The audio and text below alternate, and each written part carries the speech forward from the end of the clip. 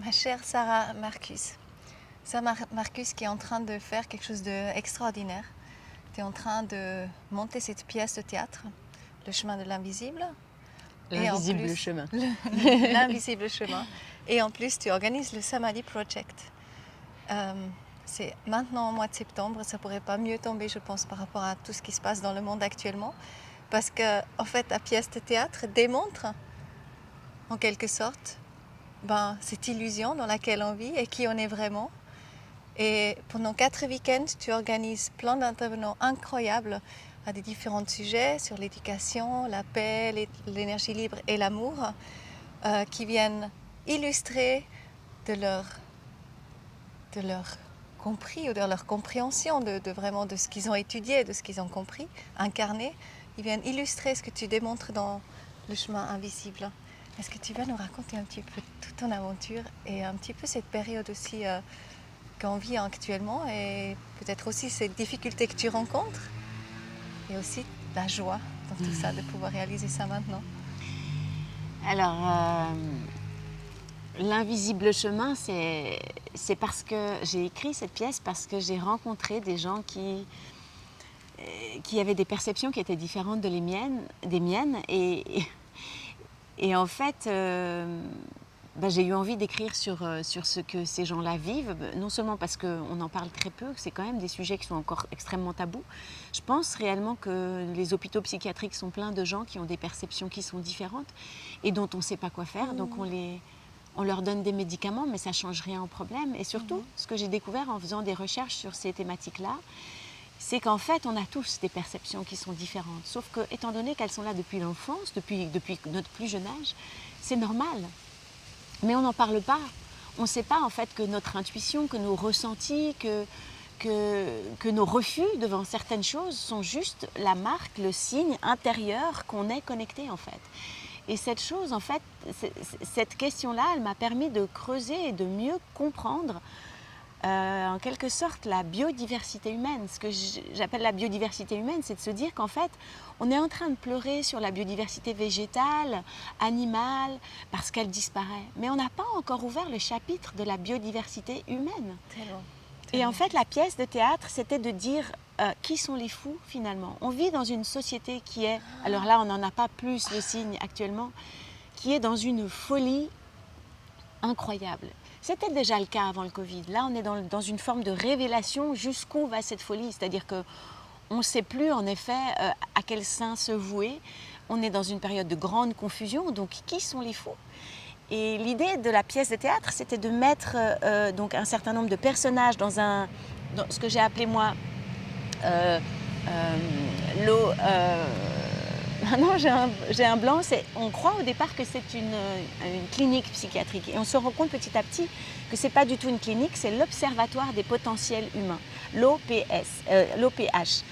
Et on va découvrir donc des personnages qui ont simplement le loisir, ils ont fait le choix de venir passer du temps avec eux-mêmes, en fait, pour pouvoir mieux comprendre leurs perceptions, leurs particularités, leur trésor. Parce que quand on parle de la biodiversité humaine, à mon sens, ce qui est triste, c'est que finalement, on vient tous avec un secret qui est le nôtre, avec une chose qui ne ressemble à aucune autre, un parfum, une couleur, et que quelque part, on est peut-être simplement là pour la déployer, cette couleur, et l'expérimenter, la goûter, la partager, point.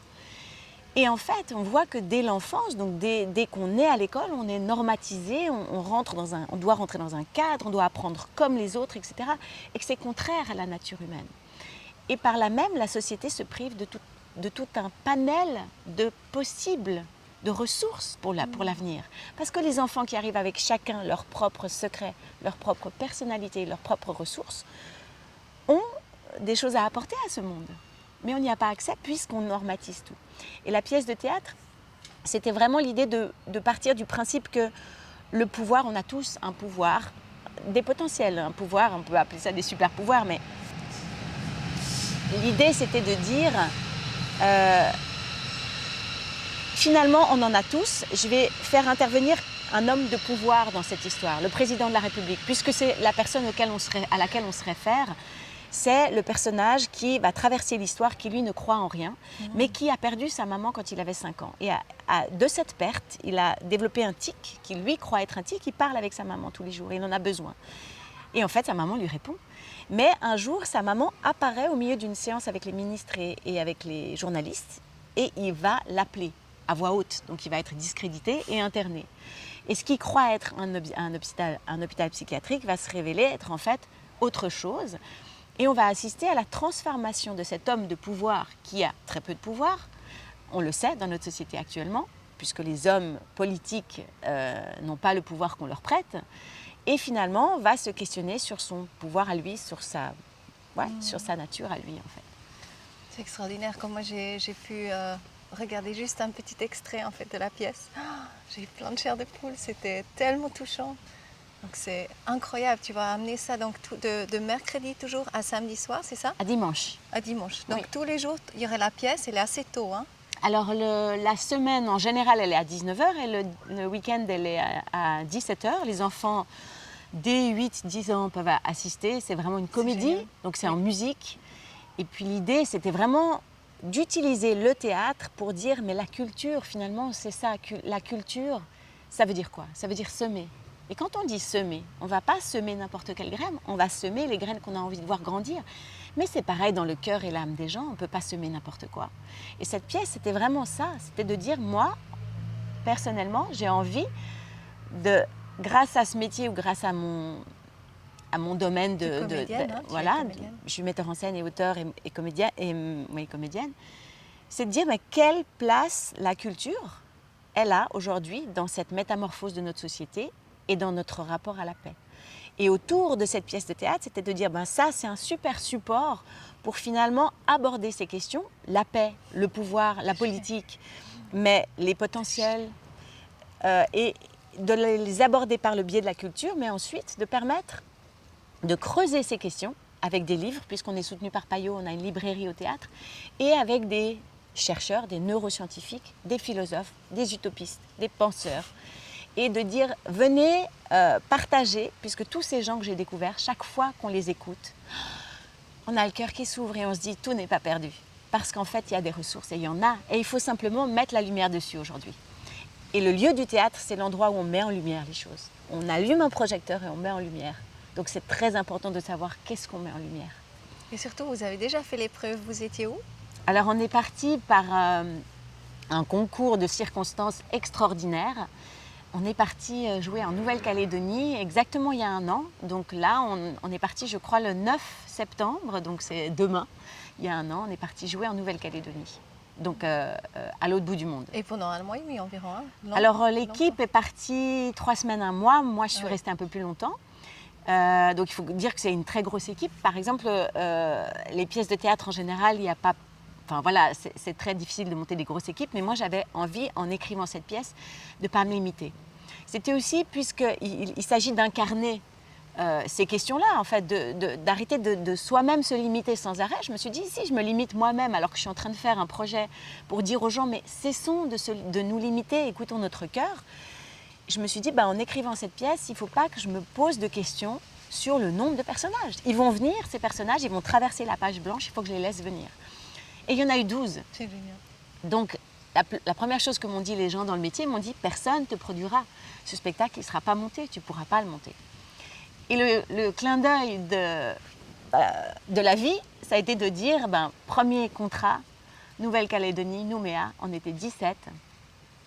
Et on a fait ce pari d'aller jouer cette pièce de théâtre là-bas, dans une île qui est très, très spéciale, puisqu'ils ont un rapport à la terre et à la nature qui est très puissant. Un rapport aussi au monde invisible, puisque c'est aussi la thématique de la pièce, et à quel point et comment on se connecte à l'invisible et au sacré. Donc dans une île qui est très, à mon avis, voilà, très connectée. Et tu as dit que c'était extraordinaire. Donc quand la pièce elle était finie, vous êtes souvent resté un petit peu avec les spectateurs encore, ce qui se fait normalement pas trop, comme j'ai compris. Alors on le fait de temps en temps ici au Théâtre à Genève. Là, c'était vraiment le but, c'est de dire, et ce sera aussi le cas dans le Samadhi Project, C'est de dire, à l'issue de la représentation, les gens, ils avaient envie de parler, en fait. Ils avaient envie de partager. Ouais. Et c'était extraordinaire parce qu'on a eu des gens en larmes, on a des comédiens qui sont descendus faire des câlins dans le public et tendre le micro. Et en fait, on s'est rendu compte que les gens, ils avaient notamment envie de parler de ces thématiques, mais qu'ils en avaient besoin. Et que ça nous relie les uns les autres, parce que l'idée aussi, c'est de dire ça, c'est de dire que finalement, on est tout le temps, tous liés à tout. Et que ça ne sert à rien de s'illusionner à se dire c'est de la faute à un tel ou je suis dans une situation. Tout est interconnecté. Et là, on l'a tellement senti. La gratitude de pouvoir échanger sur quelque chose de très intime, parce qu'il y avait notamment 2 femmes qui pleuraient et qui disaient « mais je vis ce dont vous avez parlé sur scène, je le vis au quotidien. Je ne sais pas avec qui en parler, je ne peux pas en parler. » C'est exceptionnel.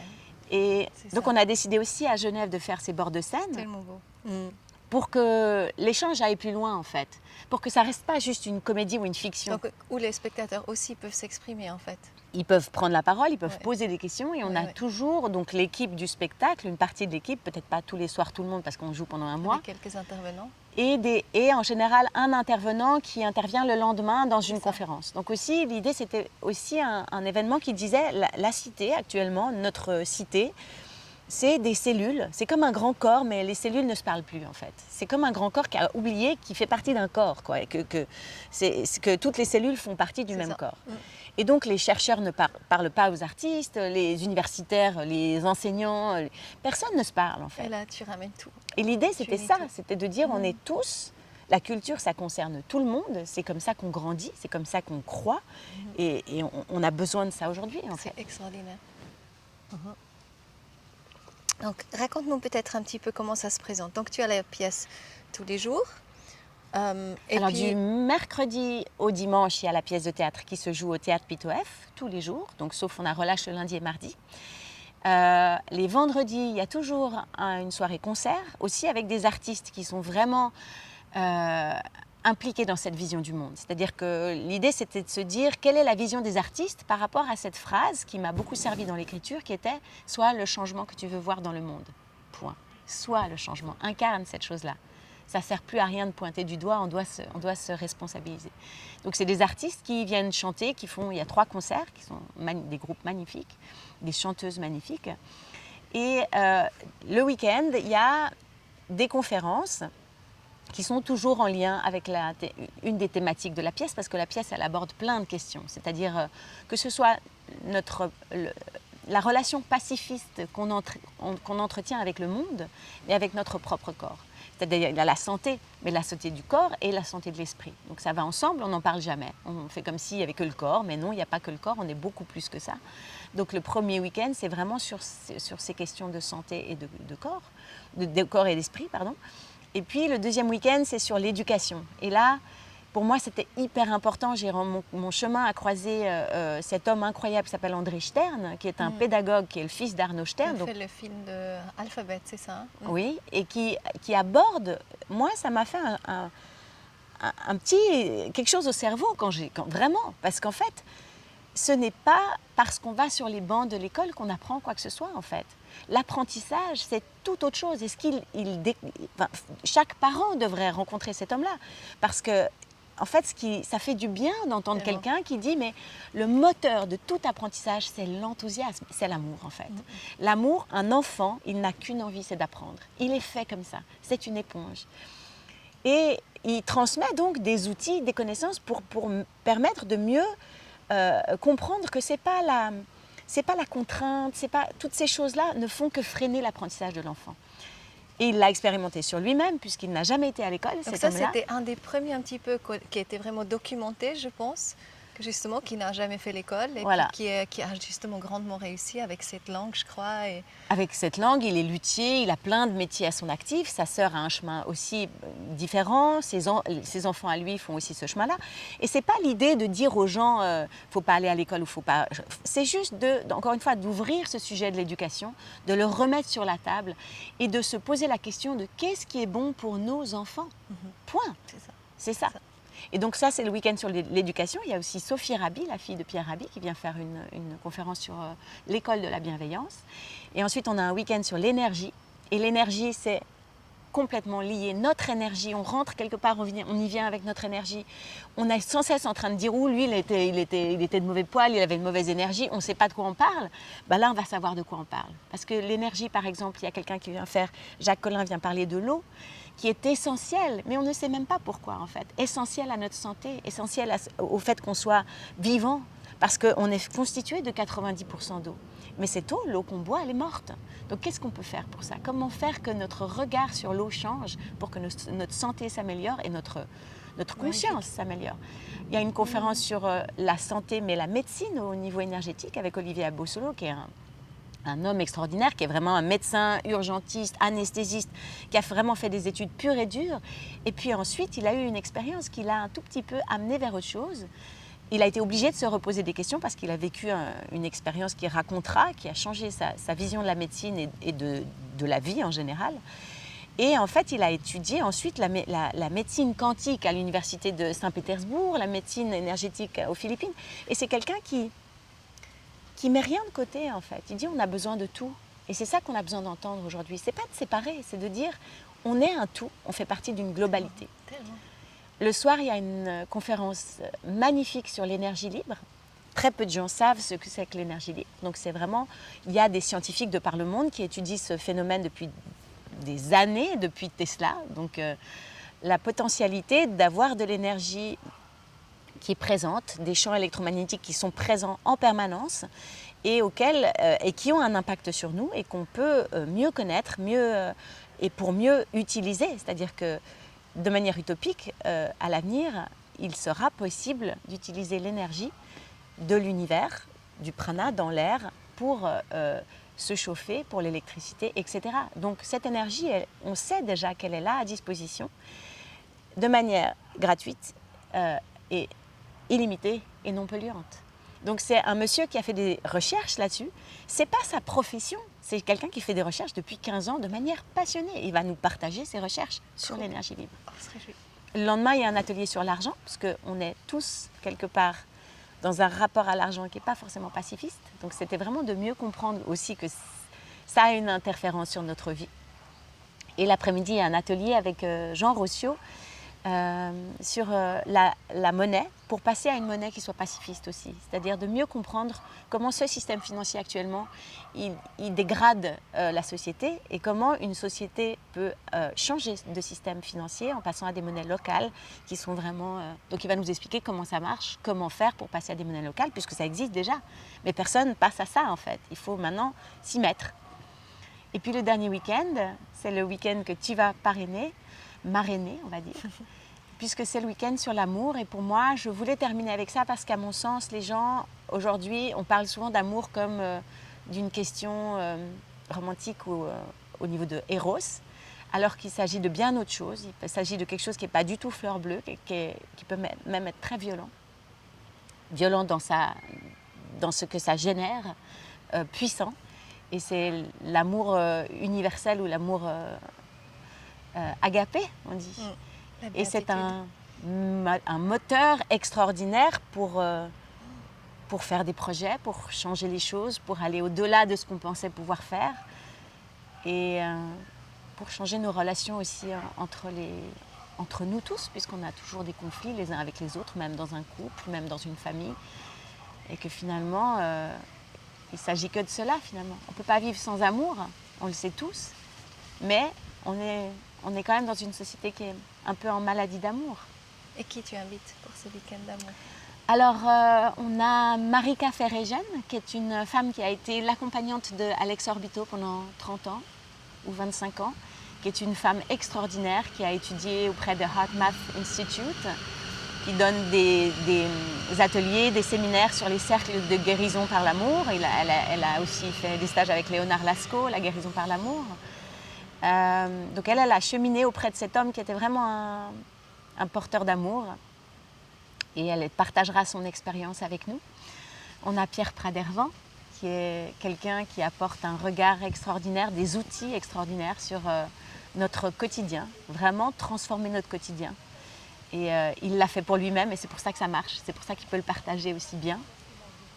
On a aussi avec nous Marianne Sébastien qui a permis à 430 000 enfants et femmes de sortir des mines en Bolivie, grâce simplement à sa conviction qu'elle pouvait les aider en 3 minutes seulement à changer de vie. Et aujourd'hui, les premières personnes qui sont sorties de ces mines, c'est aujourd'hui des jeunes leaders. de 30 ans qui sont avocats, qui sont médecins. Et donc, c'est une femme extraordinaire qui a une énergie qui montre que tout est possible. Et c'est ça dont on a besoin. On a besoin C'est un simplement de magnifique modèles. exemple, ouais. Moi, j'adore parce qu'elle dit chaque fois, elle va sortir une personne, mais cette personne, elle a comme condition de sortir 3 autres personnes des mines. Ouais. Ouais, Ouais. elle va nous faire chanter. Et Et je elle crois va nous faire qu'elle chanter. intervient dans tous les week-ends. Hein, Non, il parce semble que là, elle a eu D'accord. un petit accident. Donc pour l'instant, elle est D'accord. alitée. Elle ne pourra pas être là tous les D'accord, week-ends, d'accord. mais elle nous fera chanter quand même. D'accord, d'accord. Elle va nous faire Ok. chanter. Et puis le dernier jour, il y a aussi un atelier avec Ettore Arcaïs et Marika Ferrigen, justement sur les outils HeartMath. HeartMath, c'est cet institut en Californie qui a vraiment un temps d'avance sur Qui nous parle tous. de la cohérence cardiaque. Et qui travaille sur le fait que l'organe du cœur est bien plus qu'un organe, c'est vraiment un vortex, c'est vraiment un outil d'une Une intelligence, un autre d'une cerveau intelligence, aussi, ils disent, ouais. et que c'est surtout le premier impulse part toujours du cœur et non pas du cerveau comme on croit que c'est le cas. Et donc comment capter ce premier élan pour non pas le laisser monter au cerveau qui va le relativiser, cet élan, mais vraiment utiliser cet outil pour être mieux guidé dans sa vie. Génial.